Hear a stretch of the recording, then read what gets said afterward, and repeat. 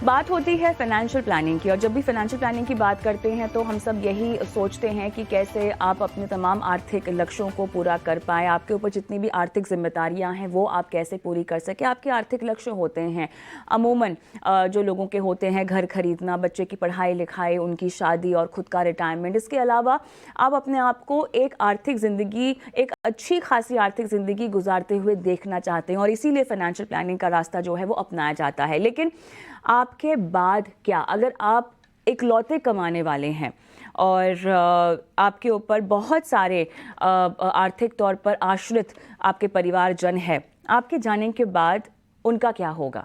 क्या आपने इस बारे में सोचा है? अक्सर हम कहते हैं कि इस मामले में आप जब भी सोचते हैं तो अपने लिए एक सही तरीके का लाइफ इंश्योरेंस आप ले लें, लेकिन क्या वो लेना काफ़ी होगा? अब आप जो निवेश कर रहे हैं, अगर इसकी जानकारी आपने उन्हें नहीं दी है तो आपके जाने के बाद उन्हें कैसे समझ में आए कि आपके पैसे कहाँ कहाँ आपने डाल रखे हैं।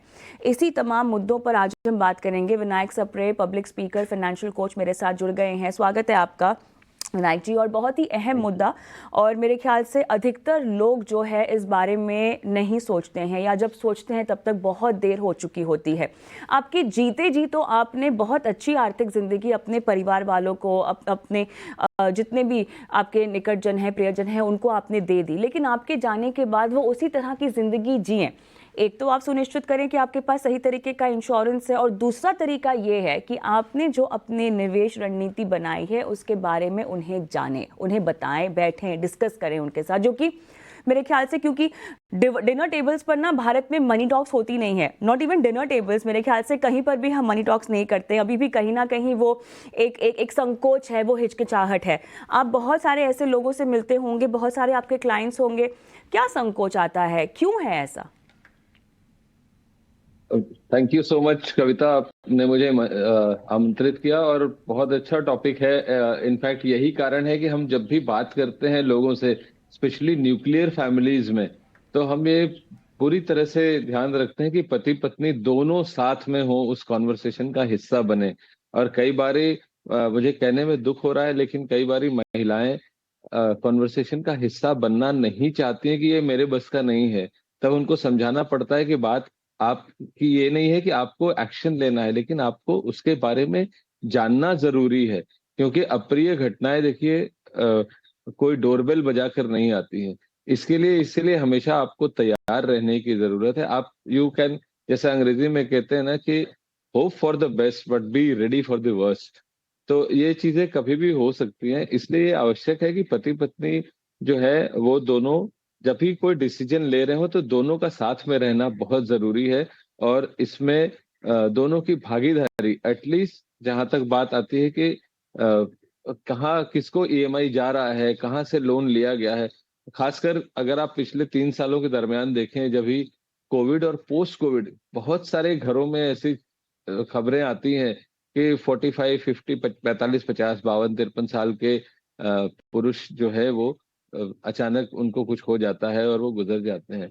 तो ऐसे में अगर, और खासकर तब जबकि हम में से ज्यादातर लोग न्यूक्लियर फैमिलीज में रहते हैं, एकल परिवारों में रहते हैं, तो अगर घर की महिला जागरूक नहीं है, इस बारे में नहीं जानती है, तो ऐसा देखा गया है कि कई जगहों पे, और उसका अगर निवेश सलाहकार जो फाइनेंशियल एडवाइजर है वो भी कॉम्पिटेंट नहीं है अगर, तो ये देखा गया है कि लोगों ने उसका गैर फायदा उठाया है या उनकी अज्ञानता का गैर फायदा उठाया। वो सिचुएशन नहीं आनी चाहिए।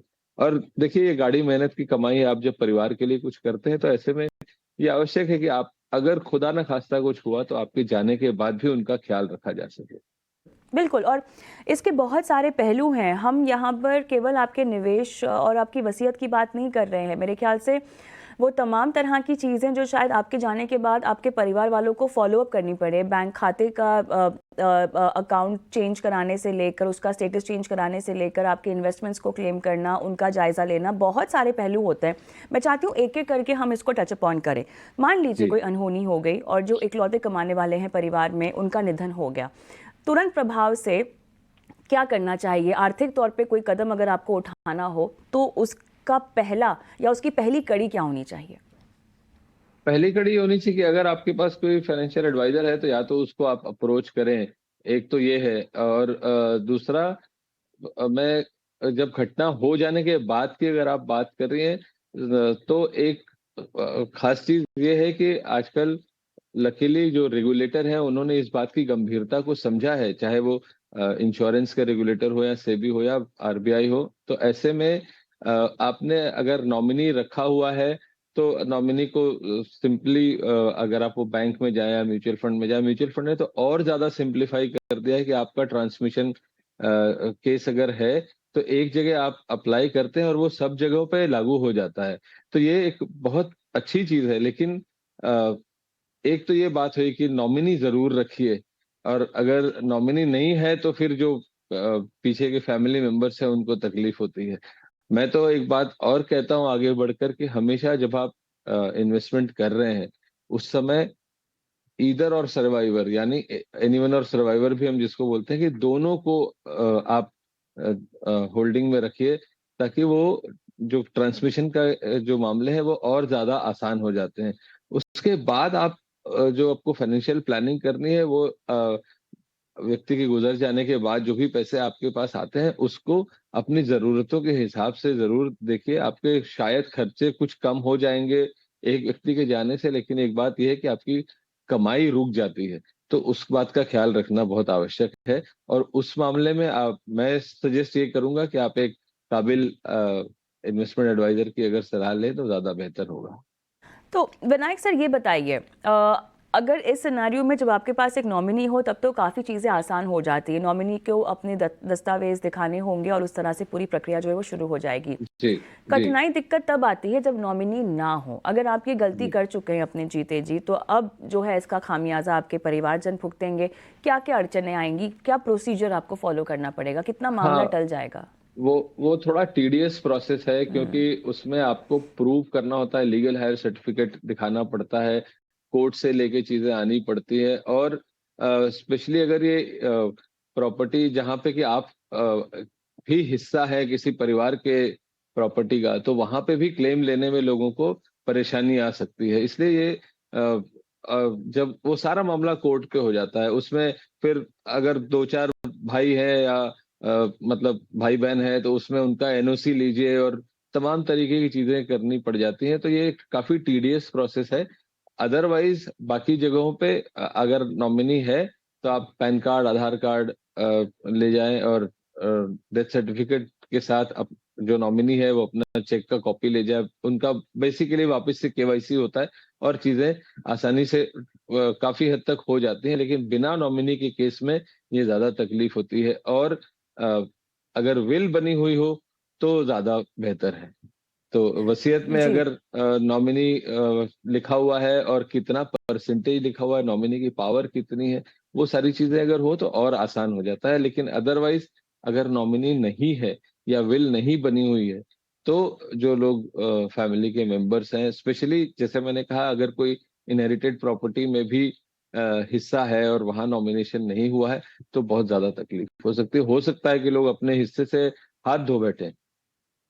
बिल्कुल, तो यहाँ पर तो और भी मामला जो है साफ तौर से पेचीदा हो जाएगा अगर आपने अपने लिए नॉमिनी नहीं नियुक्त किया है।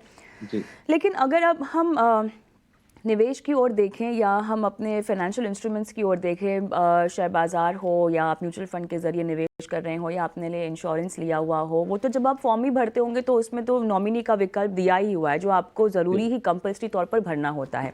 जी अब इसके लिए निवेश को क्लेम कैसे किया जाए, इस इन्वेस्टमेंट को, इस अमाउंट को क्लेम कैसे किया जाए, उसका प्रोसेस क्या होगा? नॉमिनी होने की सूरत में कितना आसान बना दिया गया है रेगुलेटर की तरफ से, ये समझना चाह रही हूँ।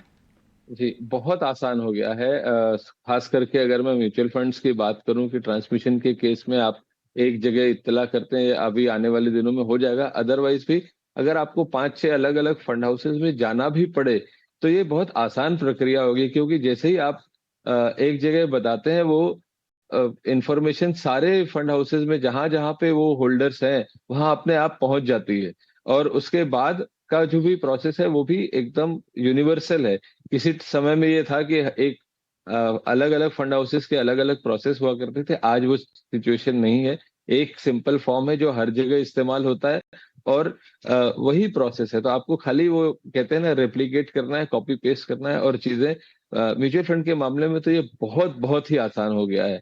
और रही बात इंश्योरेंस के मामले में, वहां पे भी अब चीजें धीरे धीरे काफी सरल हो गई हैं, और अगर नॉमिनी है तो आसान हो चुका है। और तो ये दो जगहों के बारे में तो मैं आपको जरूर बता सकता हूँ कि ये प्रक्रिया अब इतनी कठिन नहीं रही। मैंने देखा है अपने शुरुआत के दिनों में, जब लोगों को नॉमिनी होने के बावजूद अलग अलग जगहों पे अलग अलग तरीके से पैसे निकालने पड़ते थे, और वो थोड़ा कष्टदायी होता था, खासकर जब व्यक्ति को इमोशनल लॉस भी ऑलरेडी हुआ है और ऊपर से अगर पैसे की तंगी है तो बहुत तकलीफ होती है। लेकिन अब वो दिन नहीं रहे। अभी जो ट्रांसमिशन के केसेस हैं वो इजीली सॉल्व हो जाते हैं।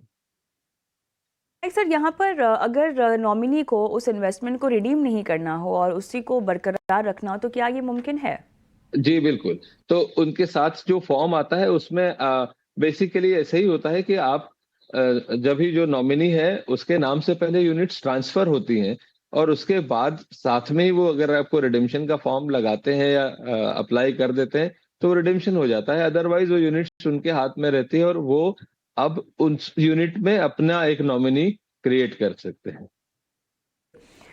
तो कुल मिला तो के ऐसा जी जरूरी नहीं जी। है कि आप, अगर आपको पैसे की दरकार नहीं है, जरूरत नहीं है, तो आपको वो पैसे निकालने की आवश्यकता भी नहीं है। आखिर और में साथ ही में जी। आप अपना एक नॉमिनी ऐड भी कर सकते हैं। हाँ हाँ हाँ, ये अगर ये एक अच्छा विकल्प होगा उन तमाम लोगों के लिए जो उस निवेश को समझते भी हो और उसी को आगे बरकरार भी रखना चाहते हैं। लेकिन चर्चा को तो समाप्त करना होगा। जाते जाते बस अहम टिप्स, वसीयत बनाते वक्त किन किन बातों का ख्याल रख रहे हैं। और वसीयत बनाना हर इंसान के लिए ज़रूरी है। इसका मतलब ये नहीं कि आपके पास बहुत सारी धन संपत्ति हो तब जाके आप वसीयत बनाएं, क्योंकि हमारी फिल्मों ने वसीयत बनाना को बहुत ज़्यादा अमीरों का फंडा करके दिखा भी दिया है। तो लोगों के जहन में यही आता है कि अच्छा, वसीयत तो मतलब अमीरी बनाते हैं, हमारे पास तो कुछ है नहीं तो हम क्या ही वसीयत अच्छा। बनाएंगे। ऐसा नहीं है। Right right. इन्वेस्टमेंट्स बिल्कुल को लेकर भी आप वसीयत बना सकते हैं। बताइए क्या करना चाहिए सर? बिल्कुल। एक तो ये कि आसान तरीका है वसीयत बनाना, आपको मुश्किल काम नहीं है और करना चाहिए प्रैक्टिकल। एक मैं आपको और एक, जब आपने टिप मांगी तो मैं प्रैक्टिकल टिप्स दे देता हूँ। वो एक ये है कि जहां तक हो सके जब आप वसीयत बना रहे हैं तो चीजें जितनी ज्यादा लिक्विड फॉर्म में हो, जैसे उदाहरण के लिए कि अगर आपने 3-4 अलग अलग जगह प्रॉपर्टी रखी, खासकर आजकल तो मिडिल क्लास के बच्चे भी बाहर रहते हैं, चाहे वो विदेश में रह रहे हो या दूसरे शहर में रह रहे हो। तो ऐसे में अगर 2-3 बच्चे हैं और प्रॉपर्टी रियल एस्टेट 2-3 जगहों पे है तो उनका वैल्यूएशन में उनके डिस्प्यूट्स हो सकते हैं आपस में। इसके बजाय अगर आप जितना अधिक से अधिक हो सके फाइनेंशियल एसेट में रखें, ताकि उनको जरूरत पड़ने पर पैसा आसानी से मिले आपके बाद। और जैसे गोल्ड हो गया, उसको बांटना आसान है, लेकिन वहीं अगर एक ही बिल्डिंग में 3 फ्लैट आपने अलग अलग किए हुए हैं, तीनों का वैल्यूएशन अलग हो सकता है। तो ऐसे में ये जरूरी है कि आप इन छोटी छोटी बातों का ख्याल रखें। विल को रजिस्टर जरूर कराएं, प्रोबेट कराएं, और ताकि वो एक सुदृढ़ चीज बन जाए, क्योंकि विल को जो है वो नॉमिनी को सुपरसीड करती है।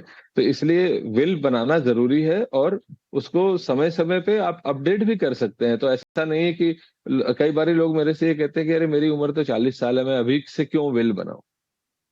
तो मैं उनको यही कहता हूँ कि आप विल बनाएं, और उसको हर 2-3 साल बाद आप चाहे तो इसको अपडेट कर सकते हैं। अगर आपके वसीयत में आपकी जो प्रॉपर्टीज हैं, आपके एसेट्स में कोई खास फर्क आ रहा है, ज्यादा फर्क आ रहा है, तो आप उसको लगातार अपडेट करते रहिए। लेकिन वो उसका स्कोप मत छोड़िए कि मैं विल नहीं बनाऊंगा। और ये बिल्कुल आपने बहुत अच्छी बात कही कि ये लोगों की बहुत गलत धारणा है कि ये वसीयत सिर्फ अमीरों के लिए बनी होती है। वसीयत हर इंसान को बना के रखनी चाहिए। सही कह रहे हैं। और इसी के साथ इस चर्चा को भी समाप्त करते हैं। लेकिन वो तमाम लोग जो कि ये समझते हैं कि इंश्योरेंस लेना बहुत ज़रूरी है क्योंकि हमारे बाद हमारे परिवार वालों का क्या होगा, तो जिस तरह से आप इंश्योरेंस को लेकर सोचते हैं, अपने निवेश के बारे में भी आपको ऐसे ही सोचना है। सब जगह आपको नॉमिनीज जो हैं वो नियुक्त कर देने हैं और साथ ही अपनी वसीयत ज़रूर बनानी है। बहुत बहुत धन्यवाद विनायक सर, आपने समय निकाला और हमारे दर्शकों का मार्गदर्शन किया।